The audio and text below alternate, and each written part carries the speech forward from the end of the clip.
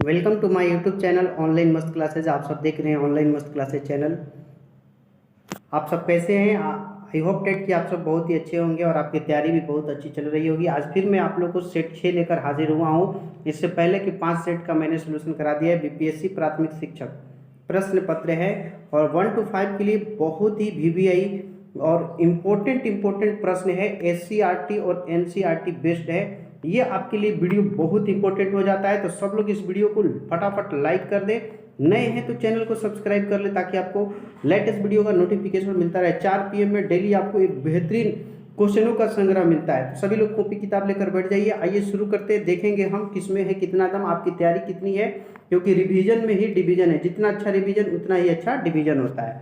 तो चलिए, पहला क्वेश्चन आपका है कि 1759 ईस्वी में बेदरा की प्रसिद्ध लड़ाई अंग्रेजों के ने किसके खिलाफ लड़ी थी? फ्रेंच, डेनिश, डच और ये पुर्तगाली। ठीक है, तो यहाँ पे देखिए बिल्कुल ही आपका करेक्ट आंसर बेदरा की जो प्रसिद्ध लड़ाई है, बेदरा की प्रसिद्ध लड़ाई कब हुआ था?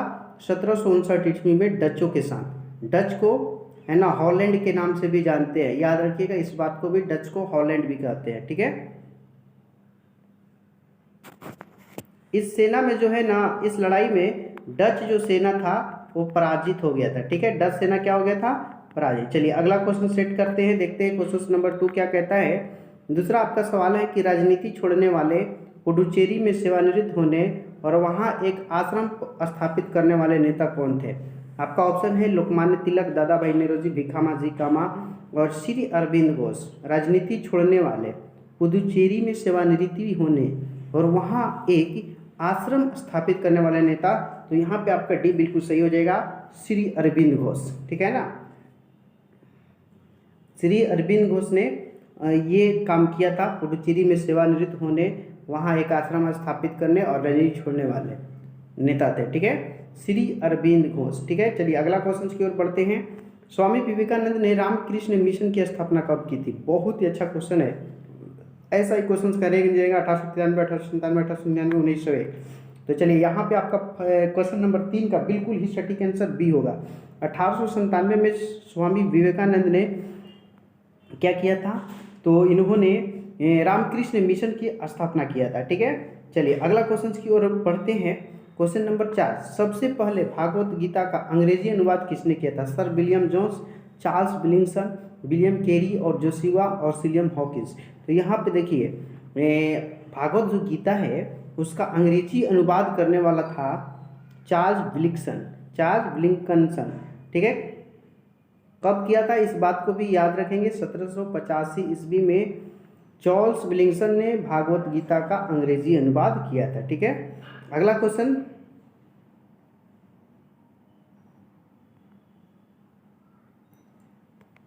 लॉर्ड वेलेजली की सहायक संधि को सर्वप्रथम किस शासक ने स्वीकार किया था? हैदराबाद के निजाम, मराठा के पेशवा, अवध के नवाब या कर्नाटक का नवाब? तो यहाँ पे देखिए लॉर्ड वेलेजली ने सहायक संधि शुरुआत किया था और इसको स्वीकार करने वाला पहला शासक जो था हैदराबाद का निजाम था, है ना।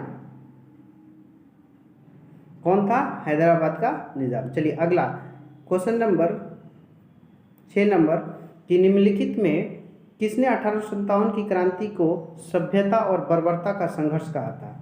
है ना, पहला ऑप्शन है TR Holmes, W Taylor, LR Rees और जेम्स ऑट्रम।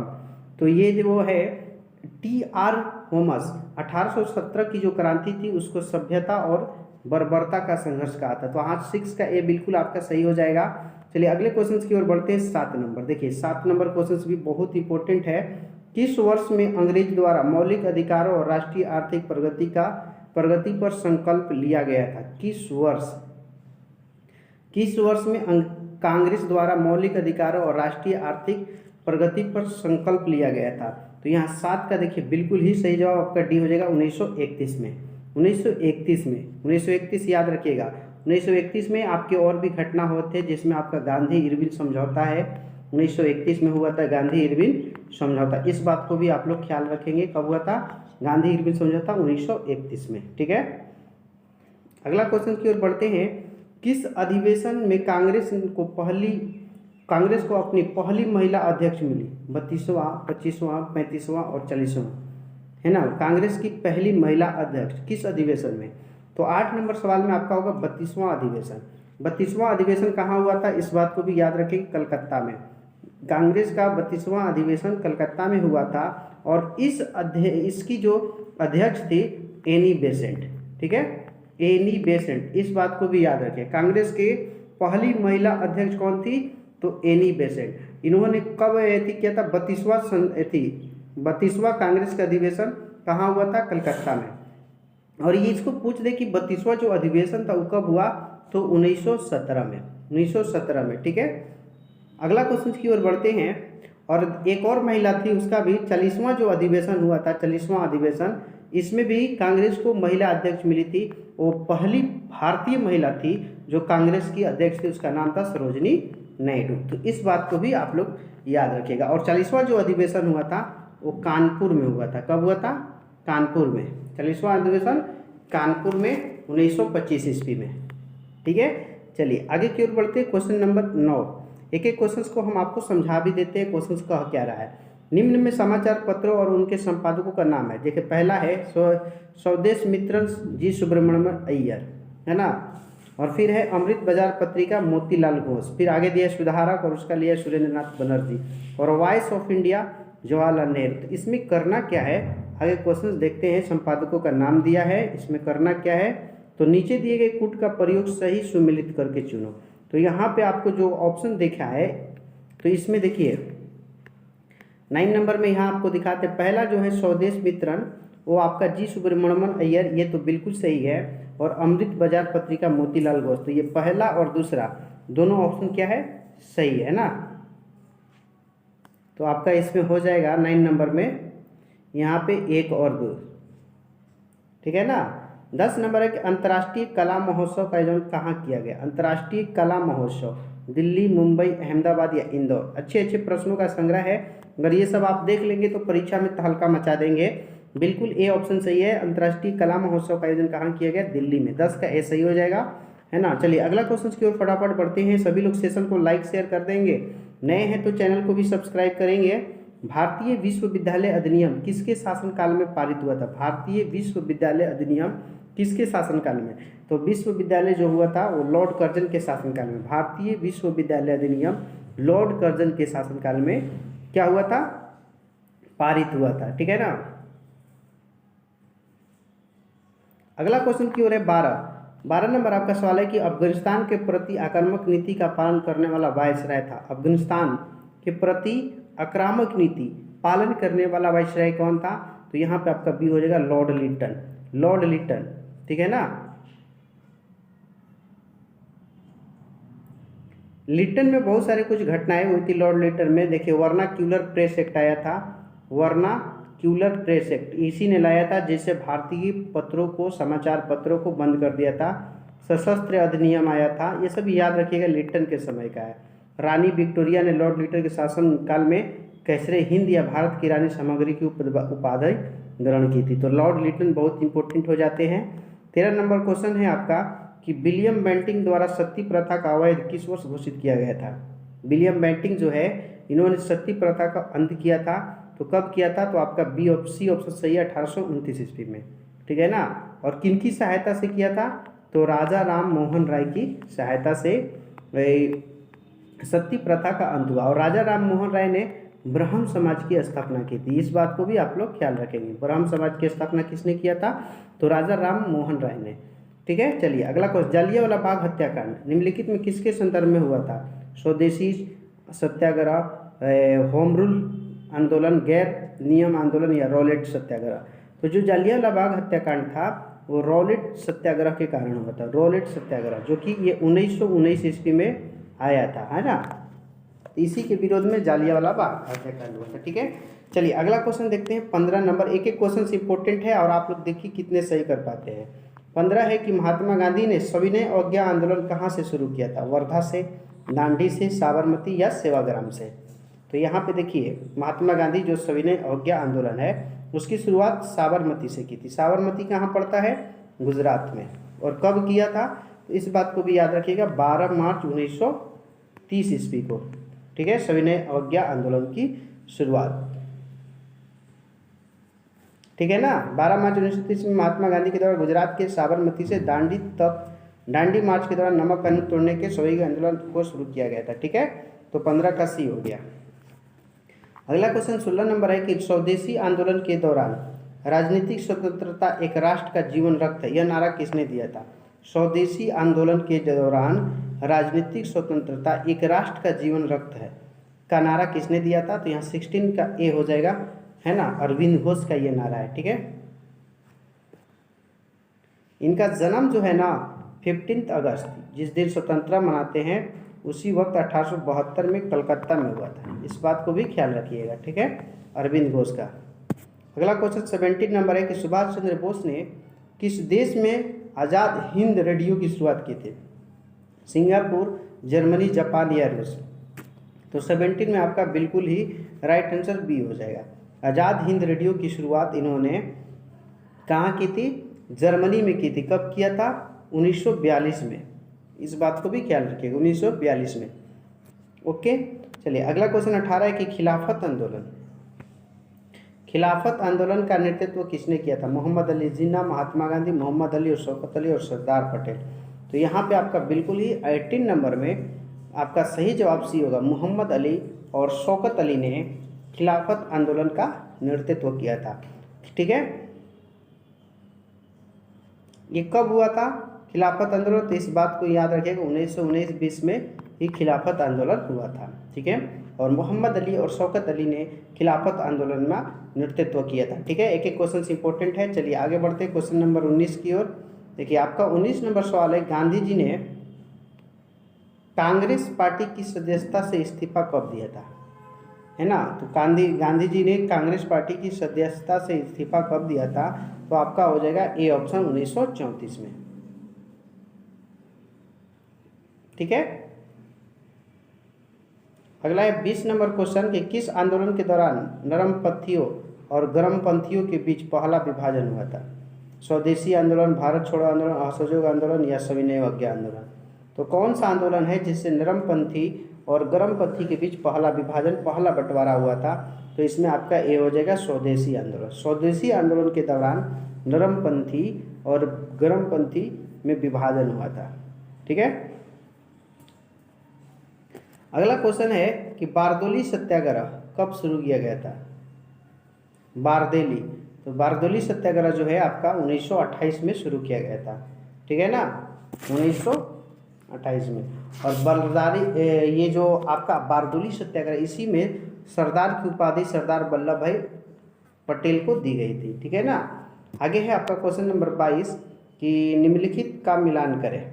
मिलान करना है और नीचे दिए गए विकल्पों में सही विकल्प चुनें। जैसे हड़प्पा दिया है, हड़प्पा कहाँ किससे है, किसने इसका खोज किया था? तो पहले का आपका सी हो जाएगा, हड़प्पा की खोज दयाराम साहनी ने किया था। ठीक है, 1 का सी हो जाएगा। लोथल जो है इसका खोज आपका डी हो जाएगा, SR राव, 2 का डी हो जाएगा।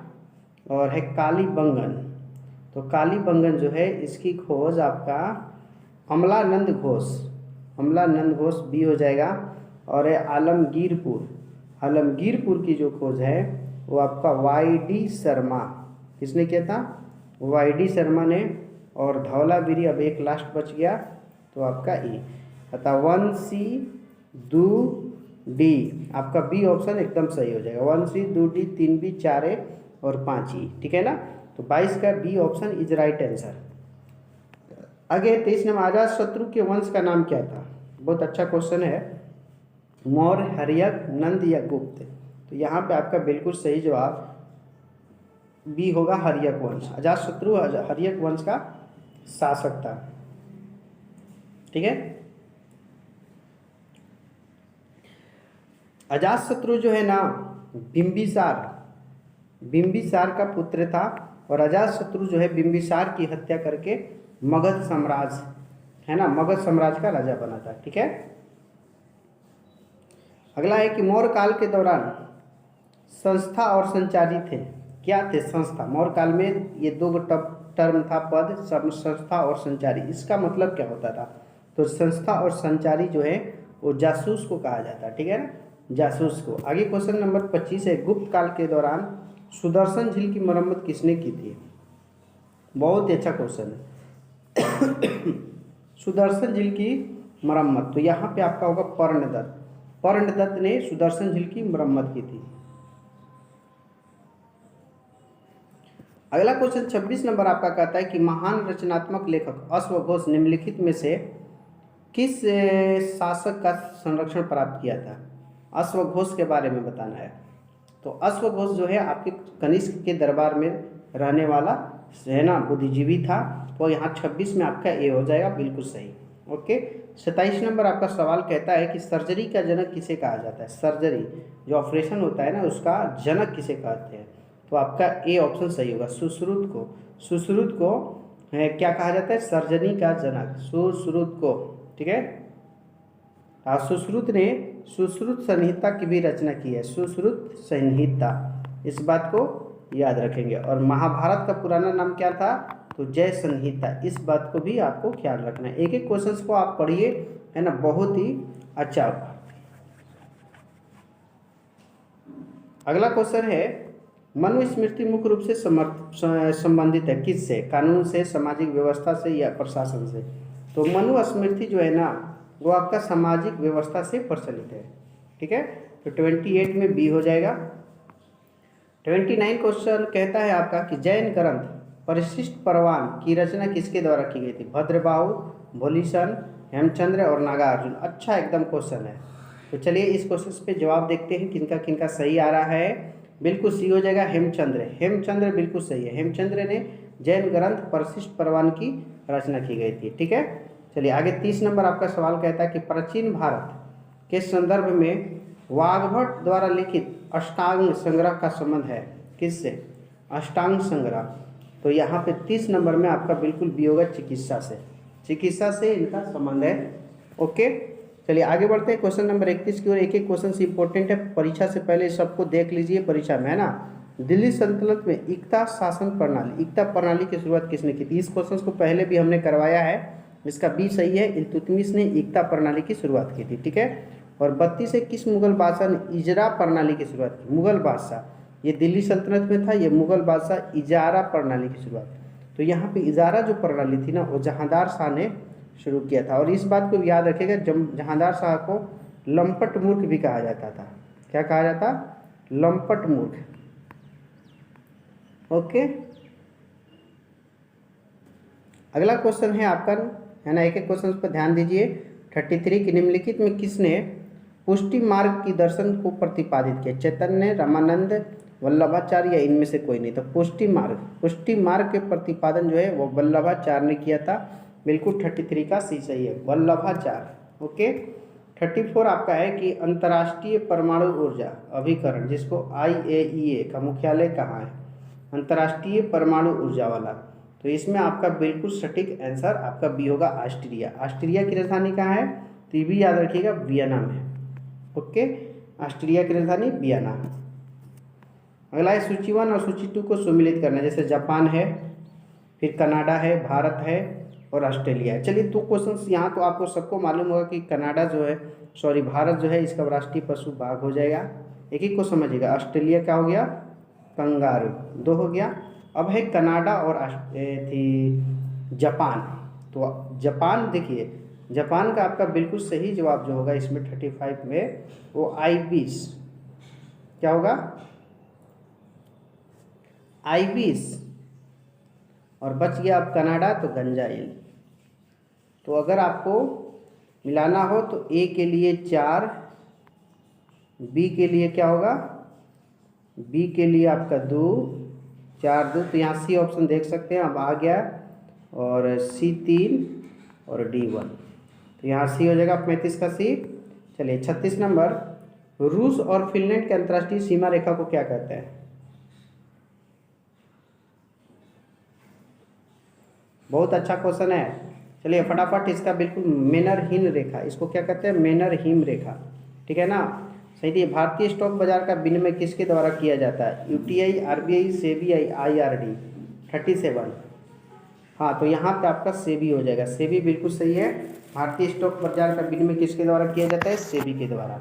और 38 है, भारत में अंतरिक्ष कार्यक्रम की शुरुआत किस वर्ष की गई थी? अंतरिक्ष कार्यक्रम की शुरुआत तो भारत में अंतरिक्ष कार्यक्रम की शुरुआत 1962 में की गई थी, है ना। और इसका संगठन का जो नाम है इसरो, और इसरो ने हाल ही में अभी चंद्रयान-3 का लॉन्च किया है, ठीक है ना। तो ये सब क्वेश्चंस को आप लोग याद रखेंगे। चलिए अगला क्वेश्चन देखते हैं। निम्नलिखित में से जीवन प्रक्रियाओं को कौन सा युग में पेड़ पौधों और जीव जंतुओं द्वारा दोनों में मिलता है? जैसे वृद्धि और भोजन करना, प्रजनन और भोजन बनाना, प्रजनन और अंकुरण, और वृद्धि और प्रजनन। तो दोनों में क्या ऐसा चीज़ है जो कॉमन पाया जाता है? क्वेश्चंस कहने का मतलब है। तो देखिए वृद्धि और प्रजनन ये दोनों में कॉमन है, ठीक है, कॉमन है, यही आपका डी हो जाएगा। 40 है कि पढ़ने का प्रारंभ करना चाहिए वर्णमाला से, कहानियों से, कविताओं से और अर्थपूर्ण सामग्रियों से। तो पढ़ने का जो प्रारंभ है ना अर्थपूर्ण सामग्रियों से करना चाहिए, ठीक है, अर्थपूर्ण, पढ़ने का प्रारंभ अर्थपूर्ण सामग्री से होना चाहिए, अर्थपूर्ण। अब आगे बढ़ते क्वेश्चन नंबर 41। परिपक्व विद्यार्थी होते हैं, परिपक्व विद्यार्थी कैसे होते हैं? तो परिपक्व विद्यार्थी जो होते हैं आपका सी हो जाएगा, अपने अध्ययन में कभी कभी भावनाओं की सहायता लेते हैं, ठीक है, अपनी अध्ययन में कभी कभी भावनाओं की सहायता लेते हैं। बिहार राज्य के लोगों के लिए मधुमक्खी पालन शुरू करने की सबसे अच्छी अवधि कौन सी है? तो यहाँ पे आपका डी होगा अक्टूबर से दिसंबर। अक्टूबर से दिसंबर बहुत ही अच्छा वक्त है मधुमक्खी पालन का, ठीक है। और अगला देखिए सब करेंट है क्वेश्चन कि 17वां प्रवासी भारतीय दिवस आयोजन किस शहर में किया गया? जल्दी से बताइए। तो 17वां जो है इंदौर में, इंदौर महाराष्ट्र में पड़ता है। ये अभी तुरंत मनाया गया है 2023 में, ठीक है ना। 17वां प्रवासी भारतीय दिवस इंदौर में मनाया गया है 2023 में। 44 नंबर आपका कहता है कि चालू वर्ष 2023 को निम्नलिखित में किस रूप में मनाया जा रहा है? चालू वर्ष 2023 को किस रूप में? अंतर्राष्ट्रीय रक्तदाता, जैव विविधता, मोटे अनाजों के लिए है इसमें। तो यहाँ पे आपका मोटे अनाजों के लिए अंतर्राष्ट्रीय वर्ष, ठीक है। चालू वर्ष 2023 में निम्नलिखित किस रूप में मनाया जा रहा है? तो मोटे अनाजों के लिए अंतर्राष्ट्रीय वर्ष। अगला है आपका सवाल कि हाल ही में न्यूजीलैंड के प्रधानमंत्री के रूप में किसे चुना गया है? ये सब करेंट अफेयर्स है, किसे चुना गया है? तो ये आपका हो जाएगा C option, Chris Hipkins. Chris Hipkins जो है ना क्या है? न्यूजीलैंड के नए प्रधानमंत्री क्रिस हिपकिंस, याद रखिए, क्रिस हिपकिंस न्यूजीलैंड के न्यू वर्तमान पीएम। आगे है प्रित्जर हॉर्टिकल्चर पुरस्कार 2023 में किसने जीता है? प्रित्जर आर्किटेक्चर पुरस्कार 2023 में किसने जीता है? तो यहाँ पे आपका होगा B option, David Alan Chipperfield. David Alan Chipperfield, David Alan Chipperfield को प्रित्जर आर्किटेक्चर पुरस्कार 2023 का मिला है, ठीक है। चलिए अगला है कि भारतीय सेना के किस टैंक में पहला 3D प्रिंटेड घर का उद्घाटन किया गया है? भारतीय सेना के किस टैंक में? तो यहाँ पे आपका 47 में ए हो जाएगा अहमदाबाद। अहमदाबाद में पहला 3D प्रोटेक्ट का उद्घाटन किया गया। निम्नलिखित में कौन सा विकल्प सही सुमेलित है? जैसे पहला है त्रिशूर पूरम उत्सव और ऑप्शन है तमिलनाडु, ठीक है। तो सही सुमेलित है पहला, एकदम गलत है। खारची उत्सव मणिपुर, खारची उत्सव ये भी सही नहीं है, ये त्रिपुरा में मनाया जाता है, खारची त्रिपुरा में है। और ये जो है ना केरल में, इस बात को ख्याल रखिएगा। और तुरगिया उत्सव अरुणाचल प्रदेश, ये सही है, ठीक है ना। तो यहाँ 48 में सी हो जाएगा। 49 है कि भारत सरकार ने कालाजार की पूरी तरह समाप्त करने का लक्ष्य कब तक रहेगा? कालाजार एक प्रकार का बुखार है, तो इसको कब तक समाप्त करने का निर्णय लिया है? तो यहाँ पे आपका ए हो जाएगा 2023 तक, है ना। भारत सरकार द्वारा कालाजार को समाप्त करने के लक्ष्य 2023 है, जबकि WHO वर्ल्ड हेल्थ ऑर्गेनाइजेशन ने इसका कब रखा है? 2030। ओके, आगे है 50। वर्तमान में भारतीय बीमा नियामक और विकास प्राधिकरण IRDAI के अध्यक्ष कौन है? तो यहाँ पे आपका बिल्कुल ही बी ऑप्शन हो जाएगा, देवाशीष पांडा, देवाशीष पांडा, ठीक है। चलिए अगला क्वेश्चन देखते हैं हम, किसमें है कितना दम। 51 आपका कहता है कि मस्तिष्क का कौन सा भाग शरीर को संतुलन बनाए रखने और ऐच्छिक पेशियों को पर संकुचन को नियंत्रण रखता है? तो यहाँ पे आपका बिल्कुल 51 में बी ऑप्शन सही हो जाएगा, cerebellum. Cerebellum is right answer. और बुद्धि और चतुराई का केंद्र सेरिबेलम। ओके, अगला क्वेश्चन है आपका, निम्नलिखित में से परिसंचरण तंत्र का अंग नहीं है। बताना है कौन सा परिसंचरण तंत्र का अंग नहीं है। रक्त, हृदय, बड़ी आंत, धमनियाँ।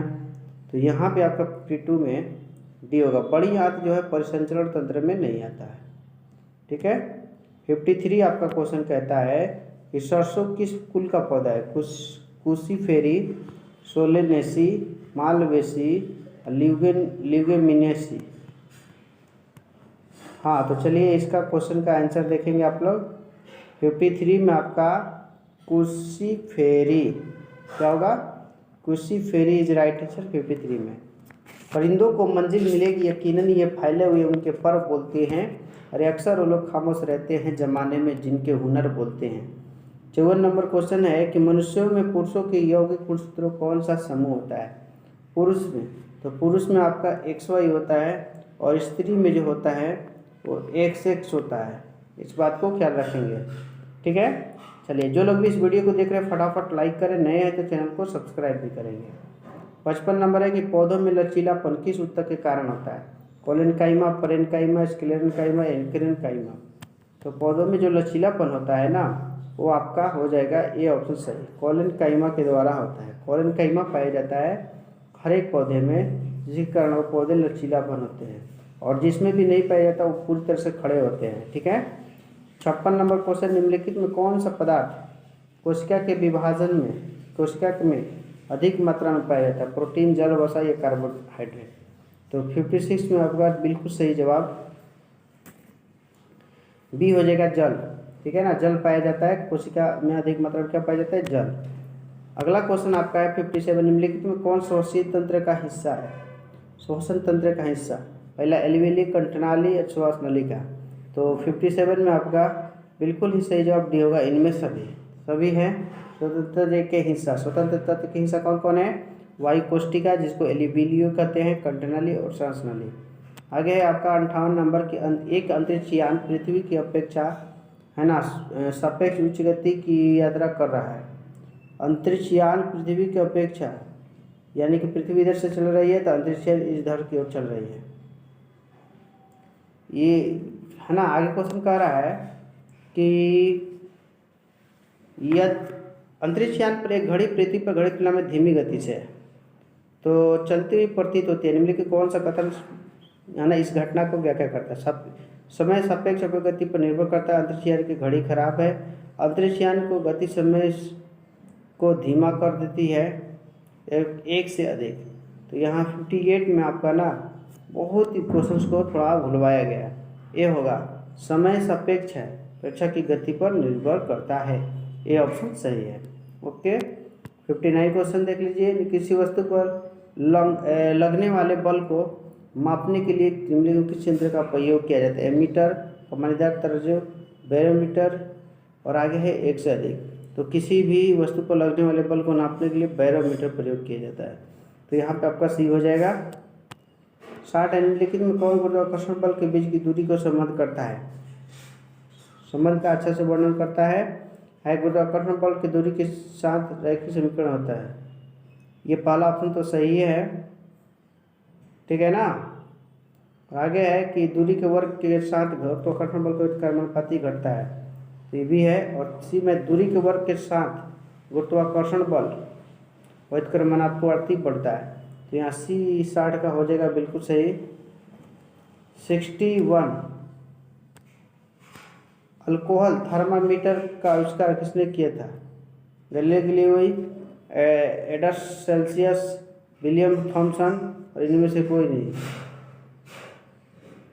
तो इसमें देखिए 61 में आपका बिल्कुल सही जवाब डी होगा, इनमें से कोई नहीं। अल्कोहल थर्मामीटर 18वीं सदी में शुरुआत हुआ था और फ़ारेनहाइट किया गया था। एक जर्मन भौतिक डेनियल गिब्रायल ने किया था।